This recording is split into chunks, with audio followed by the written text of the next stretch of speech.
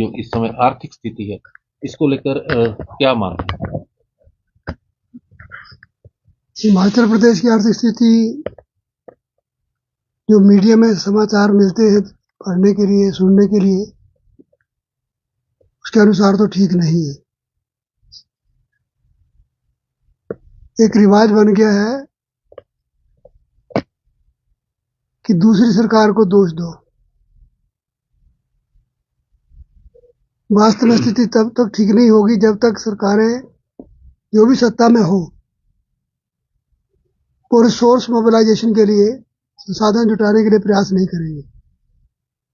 और फजूल खर्ची पे जब तक प्रतिबंध नहीं लगेगा, अगर फजूल खर्ची होती रहेगी, कर्जा लेते रहेंगे,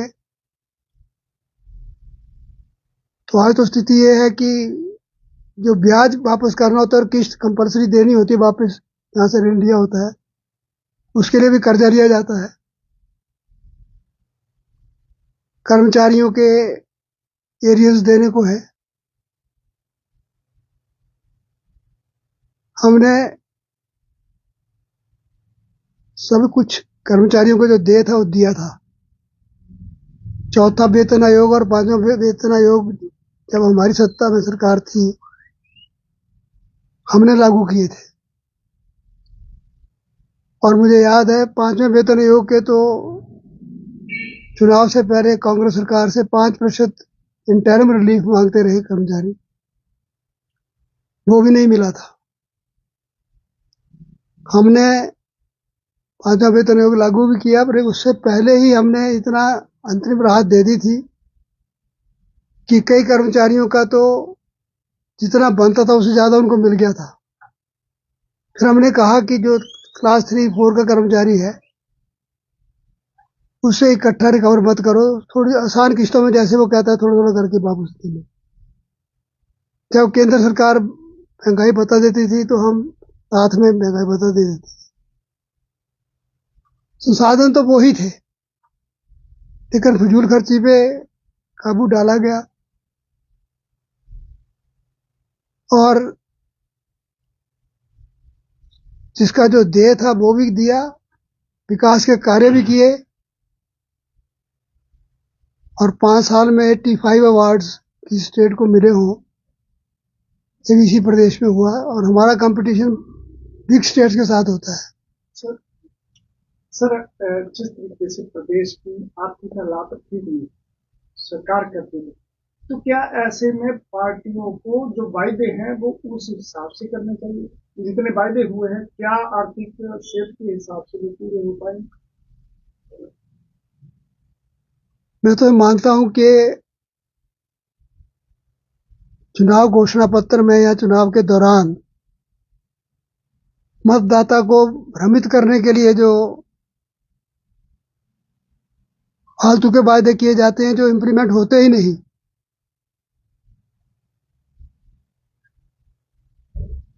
उन वायदों पे पाबंदी लगनी चाहिए। इलेक्शन कमीशन करे, सुप्रीम कोर्ट करे, सरकार कोई कानून बनाए कि जो घोषणाएं इंप्लीमेंट होना संभव नहीं है वो घोषणाएं करने की इजाजत ही ना हो। और जो पार्टी घोषणा करे उससे पूछा जाए पहले कि तुम्हारे पास संसाधन क्या है। विपक्ष में हो सत्ता में हो, लोग प्रदेश की आर्थिक स्थिति का पता तो होता ही है चुनाव से पहले। एक प्रदेश ने 2 रुपए किलो गोबर लेने का वायदा किया था आज से 5 साल पहले, वो कितना खरीदा गया और उसमें भी घोटाला हुआ। इस तरह की चर्चाएं मीडिया में आती रही। आप कर्मचारी को डीए दे नहीं सकते, समय पर तनख्वाह दे नहीं सकते, पेंशनर को पेंशन मिलती नहीं, और आप वायदा करते हो कि हम प्रत्येक परिवार को इतने 1000 रुपया साल का देंगे, हर महिला को 1500 रुपया महीने का देंगे। फिर ये कहना कि हमने तो वायदा 5 साल के लिए किया था। वास्तव में लोकतंत्र का अवमूल्यन हो रहा है, डिवैल्यूएशन ऑफ डेमोक्रेसी। पैसे के लालच में इसी प्रदेश में एक बार एक कांग्रेस पार्टी ने लोगों का रजिस्टर बनाया कि एक घर से हर व्यक्ति को रोजगार देंगे। रोजगार दिया नहीं। दूसरी बार कहा कि बेरोजगारों को बेरोजगारी भत्ता देंगे। हमने विधानसभा में पूछा कि कितने बेरोजगारों को बेरोजगारी भत्ता दिया गया,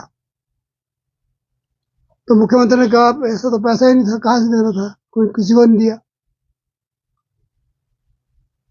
तो चुनाव के वक्त बना के गुमराह करके लोगों को विश्वास प्राप्त कर लेना, इसके परिणाम बड़े गंभीर होंगे। निराश होता जाएगा मतदाता अगर हर बार उसके साथ अगर धोखा करेगा हर राजनीतिक दल, तो उसका विश्वास डेमोक्रेसी से उड़ जाएगा, फिर लोकतंत्र में विश्वास ही नहीं रहेगा। सर, जैसे हिमाचल प्रदेश में आपका काफी नुकसान हुआ, प्रदेश काफी पीछे चला गया, और जिस प्रकार से आपके हालात खराब हैं, वायदे हुए हैं, क्या आपको लगता है कि इससे उभर पाएगा हिमाचल, और क्या इस प्रकार के वायदे पूरे हो पाएंगे इस फाइनेंशियल कंडीशन में?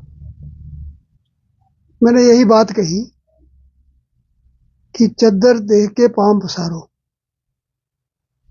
संसाधन कितने हैं, क्या दिया जा सकता है, वही कहो।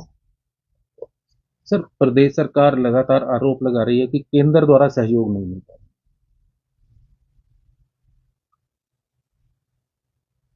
11,000 घर बनाने के लिए केंद्र पैसा दे रहा है, 2700 करोड़ रुपया सड़कों के लिए दे दिया।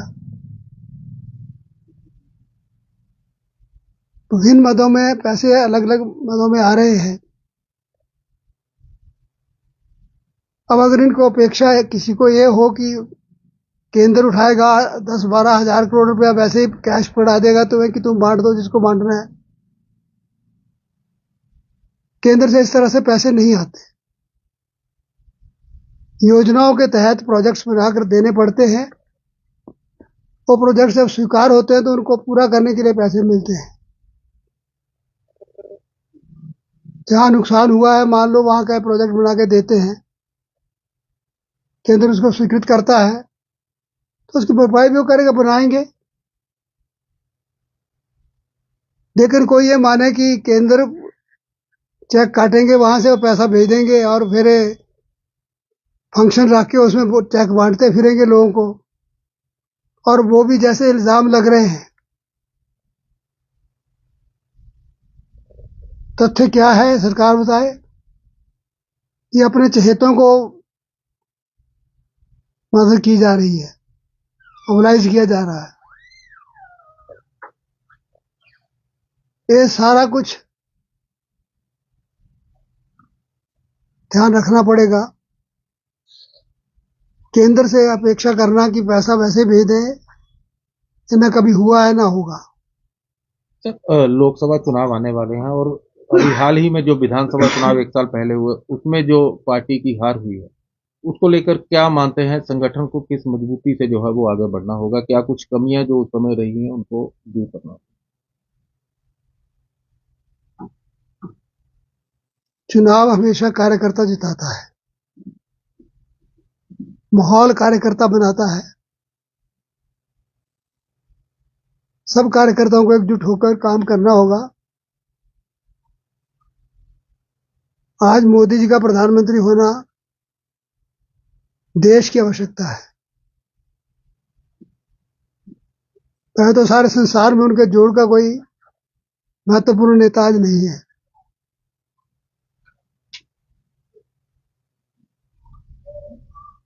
तो सब कार्यकर्ता लगेंगे और निश्चित तौर पर पिछली बार भी 0.9% का डिफरेंस था वोट जितना पड़ा है दोनों पार्टियों को। और सब सीटों में काफी फर्क पड़ गया आपके, बार बार आ रहा 0.9%। उससे पहले बाई इलेक्शन भी हारे, उसके बाद चुनाव मुख्य में और सीटों में काफी अंतर है। उसको क्या मानते हैं कि संगठन ये सारी बातें ध्यान में है। संगठन अपने तौर पर जहाँ इसकी चर्चा करनी हो करता भी है, और जो लोग संगठन चला रहे हैं मुझे विश्वास है वो इस पे कार्रवाई करेंगे, जो समुचित कदम उठाने होंगे उनको उठाएंगे भी।